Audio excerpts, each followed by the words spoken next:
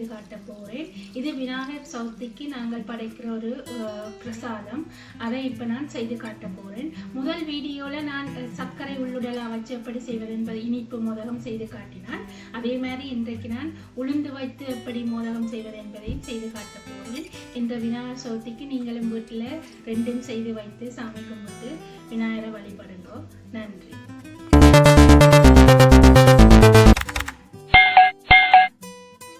வெள்ளைப்பச்சை அரிசி இப்போ இதை நான் 2 மணித்தியாலம் தண்ணியில் ஊற விட போகிறேன். அதுக்கு பிறகு எப்படி செய்கிறதுன்றதை காட்டுறேன். வெள்ளைப்பச்சை அரிசி 100 கிராம். இப்போ உளுந்தும் இப்போ நான் இதை 2 மணித்தியாலம் ஊற விடுறேன். அதையும் இப்போ நான் எப்படி பிறகு செய்கிறதுன்றதை காட்டுறேன். இப்போ இதை 2 மணித்தியாலம் இந்த உளுந்தையும் ஊற போடுவோம். உளுத்தம்பருப்பு. இப்போ நான் உளுந்து மோதகம் செய்கிறதுக்கு இதை முதல் 50 கிராம் உளுந்து நான் முதலே ஊற வச்சினேன் 2 மணித்தியாலம். அதை இப்போ நல்லா 2-3 தரம் நல்லா வாஷ் பண்ணி நல்லா எடுத்து போட்டு தண்ணியில் இப்போ நான் இது கிரைண்டரில் போடுறேன். இது நல்லா பசையாக நல்லா சாஃப்டாக அரைக்க வேணும்.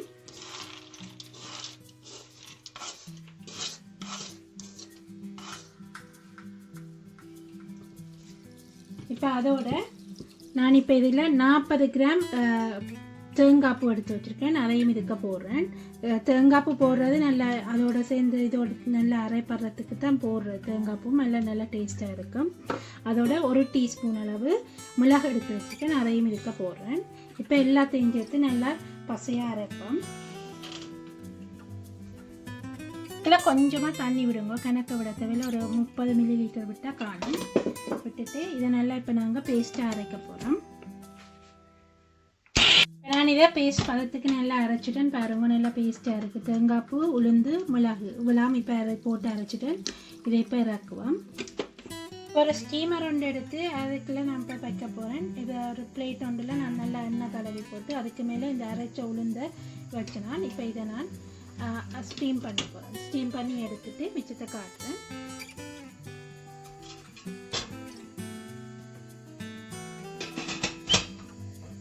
இப்போ நான் இதுக்கெல்லாம் உளுந்து இப்போ 10 நிமிஷமாக அவிச்சிட்டேன். இப்போ உளுந்து முதல் அரைச்சி அவிச்சது இது அவிஞ்சிட்டது. நான் இப்போ இதை எடுத்து வைக்கிறேன். இதை இப்போ நல்லா ஆற விடணும். ஆற விட்டுட்டு எடுத்து ஒரு போல் ஒன்றுக்க போட்டுட்டு உளிர்த்துவோம். முதல்ல இது நல்லா ஆறட்டும். நாங்கள் அதுக்கிடையில் இப்போ நாங்கள் மோதகத்துக்கு மாவு எப்படி குழைக்கிறது என்பதை பார்ப்போம். இப்போ நான் அந்த உளுந்து மோதகம் செய்கிறதுக்கு முதல் வெள்ளைப்பச்சை அரிசி 2 மணித்தியாலம் ஊற விட்டு கழுவி போட்டு நல்லா வாஷ் பண்ணி கழுவி போட்டு இப்போ எடுத்து வச்சுருக்கேன். இதை இப்போ இதுக்க போட்டு நல்லா பசையாக அரைப்போம். தண்ணி விடுவோம். தண்ணி விட்டு நல்லா அரைப்போம். இது அரிசிக்கு மேலே தண்ணி நிற்கணும் கொஞ்சம். இதை நல்லா பட்டை அரைப்போம். இந்த ஊற வச்ச வெள்ளைப்பச்சை அரிசி எடுத்து இப்போ கிரைண்டெல்லாம் நல்ல தண்ணியாக அடித்து எடுத்துருக்கேன். இதை இப்போ நாங்கள் இதுக்குள்ளே வடிகட்டுவோம். வடித்து விடுவோம். என்னால்ட்டு சில வழியில் குறுநல் அப்படி இருந்துச்சுன்னு சொன்னால் இப்போ இந்த மோதகம் மாப்பிடி கேட்க கட்டியாக இருக்கும். அதெல்லாம் நாங்கள் இதை வடித்து எடுப்போம்.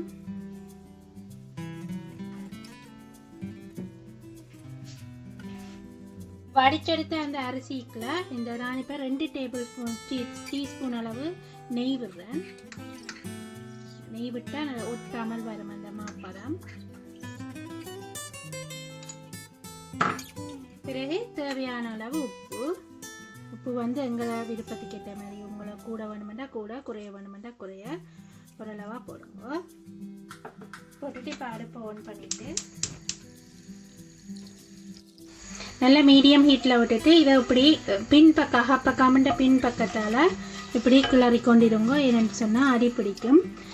மற்றது கட்டி தன்மையில் வந்து கொண்டிருக்கும். அப்போ நாங்கள் இப்படி கிளறிக்க ஓகேயாக இருக்கும். நல்லா அப்படி கிளறி கொண்டிருங்க. அது நல்லா அரிசி நல்லா கட்டியாக வந்து கொண்டிருக்கும். களித்தன்மையாக அந்த நாங்கள் மோதக மாப்பிடிக்கிற பதத்துக்கு வரும். அது மட்டும் நாங்கள் இதை கிளறி கொண்டு இருக்கணும்.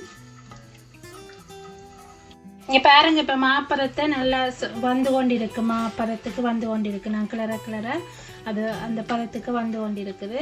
இங்கே நல்லா எவ்வளோத்துக்கு நல்லா நாங்கள் மாவா தண்ணியாக எடுக்கிறோமோ அந்த மோதகத்தன்மைக்கு எடுத்துக்கொண்டு வரணும். அந்த மாப்பதத்துக்கு கையில் இந்த மாப்பதத்தின் இது நாங்கள் கையில் தொடையக்கு ஒட்டாமல் இருக்கணும். அதான் பதம்.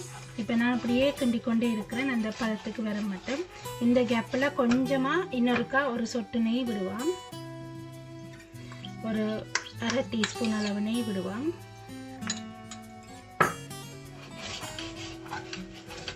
இந்த கையில் பதம் வந்து ஓகேயா இருக்கும். பாருங்க, இப்போ நாங்கள் மோதகம் பிடிக்கிறதுக்கு ஏற்ற பதம் வந்துட்டுது. இந்த பதத்தை இந்த கையில் தொட்டைக்கு ஒட்டையில் இதான் பதம். இந்த பதத்தில் நாங்கள் இப்படியே சூட்டோடையே இறக்கி வைப்போம். அடுப்பை நிப்பாட்டிட்டு இப்போ நான் உளுந்து நான் முதல் அவிச்சு நான் அந்த ஸ்ட்ரீம் பண்ணினேன். இப்போ அதை எடுத்து நல்லா உளுர்த்தி போட்டு இப்போ நாங்கள் இதை வதக்க வேணும். இருக்கா நல்லா உளுர்த்தி எடுப்போம். இப்போ உளுர்த்தி வச்ச உளுந்தை இதுக்கு போட்டு தாளிக்கணும். நான் அதுக்கு முதல்ல இதில் 1 2 3 4 டீஸ்பூன் அளவு எண்ணெய் தேங்காய் எண்ணெய் விடுறேன். இது நல்லா எண்ணெய் இது சூடாகட்டும்.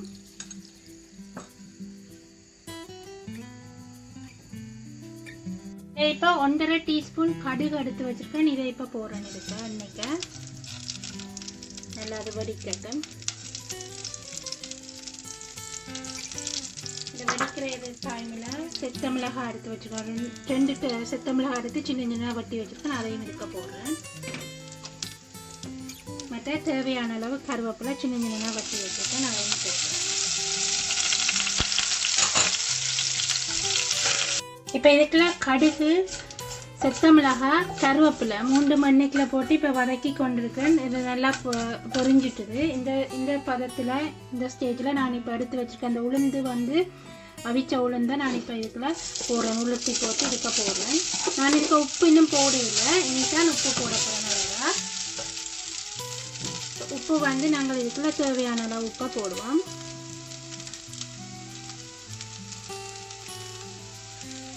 இப்போ எல்லாத்தையும் போட்டு நான் இதை நல்லா மிக்ஸ் பண்ணுறேன். இப்போ உப்பு, உளுத்தம்மா அந்த நான் அவிச்ச உளுத்தம்மா, மற்றது கருவேப்பிலை, செத்த மிளகாய் எல்லாத்தையும் போட்டு நல்லா வதக்கி போட்டு இப்போ நல்லா இதை உளுத்தி எடுத்துட்டு இப்போ இதை நாங்கள் நிப்பாட்டுவோம். அடுப்பை நிப்பாட்டிட்டு ரப்போம். இந்த உள்ளுடலை இதுக்கெல்லாம் முதல் நாங்கள் செய்து வச்ச மாத்தில் வச்சு வைப்போம். எப்படி நார்மலாக மோதகம் எப்படி செய்கிறோமோ அப்படி தான் செய்ய போகிறோம். ஆனால் அது இனிப்பு பயிறு போட்டு செய்யக்க நாங்கள் அதுக்குள்ள உள்ளுடம் வைக்கிற மாதிரி இந்த இப்போ உளுந்து நாங்கள் உள்ளுக்க வச்சு உரைப்பாக செய்ய போகிறோம். இப்போ நான் முதல்ல இந்த செய்து வச்சுருந்தேன். இந்த மாவை நான் இப்போ சொட்டு தண்ணி எண்ணெய் விட்டுட்டு கையில் நார்மலாக நாங்கள் அந்த மாவு அப்படி செய்கிறோமோ அதே மாதிரி இதற்கு நல்ல ஒரு காப்பி செஞ்சு போட்டோம். இதில் ஆல்ரெடி நல்லா மாப்பழம் வந்தது. இதுக்கு ஒருக்கா திருப்பி ஒரு காப்பி செய்வோம். பிசைஞ்சு போட்டு ஒருக்கா நல்லா எடுப்போம். நாங்கள் நார்மலாக அந்த மாவுலேயும் செய்யலாம். நாங்கள் மோதகம் அப்படி பிடிக்கிறோமோ அந்த மாவுலேயும் செய்யலாம். இது நான் ஒரு வித்தியாசமாக இருக்கட்டும், ஒயிட்டாக இருக்கட்டும் இதில் இருக்கணும்.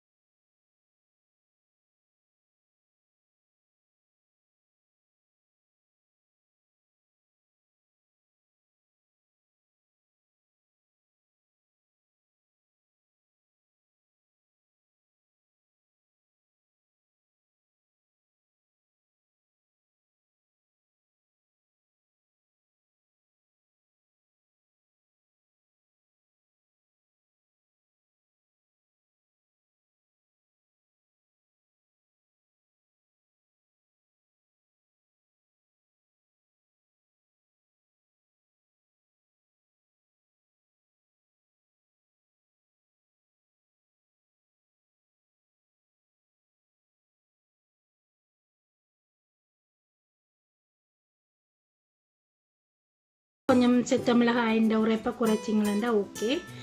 கூட உங்களுக்கு உரைப்பை அது இனிப்பு மோதகம், இது உரைப்பை அரைக்க ஒரு டேஸ்ட்டாக இருக்கும். அதனால் நான் இது உரைப்பு கூட போட்டுனேன்.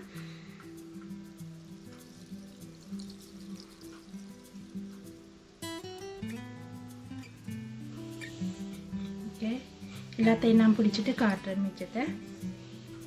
நான் எல்லா மோதகமும் பிடிச்சிட்டேன். இதை ஒண்ட இதுக்குள்ள இப்போ இட்டரி சட்டிக்குள்ளே வைப்பேன்.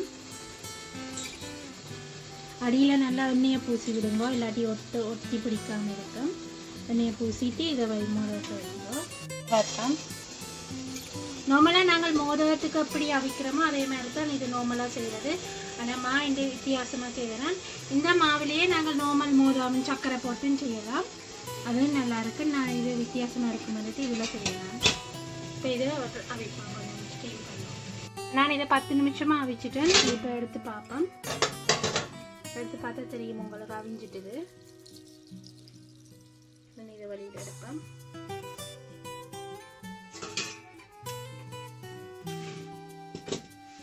இதை எடுத்துட்டு ஒன்று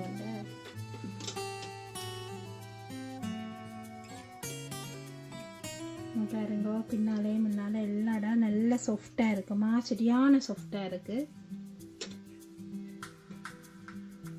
உளுந்து மோதகம் ரெடி ஆயிட்டுது. நான் இப்போ காட்டுறேன் பாருங்க. உள்ளுக்குள்ள பாருங்க, உளுந்தெல்லாம் நல்லா உள்ளுக்குள்ள வேகி இருக்கு. நல்லா சாஃப்டாக மேல் தோல் மேல் இது வந்து மாவுண்ட இது வந்து சரியான சாஃப்டாக இருக்குது. இந்த பதத்தில் செய்யக்க இதை நீங்கள் வீட்டில் செய்து பார்த்துட்டு எப்படி இருக்குதுன்னு எனக்கு கமெண்ட்டில் போடுங்க. இது வித்தியாசமானதும் சத்தானதும். நான் செய்த இந்த உளுந்து மோதகம் உங்களுக்கு பிடிச்சதுண்டா நீங்களும் வீட்டில் செய்து பார்த்து அதை சாமிக்கு படைச்சு நீங்களும் சாப்பிடுங்க. அதே மாதிரி என்னுடைய யூடியூப் சேனலுக்கும் சப்ஸ்கிரைப் பண்ணுங்க, லைக் பண்ணுங்க, ஷேர் பண்ணுங்க, அண்ட் கமெண்ட் பண்ணுங்க. நன்றி.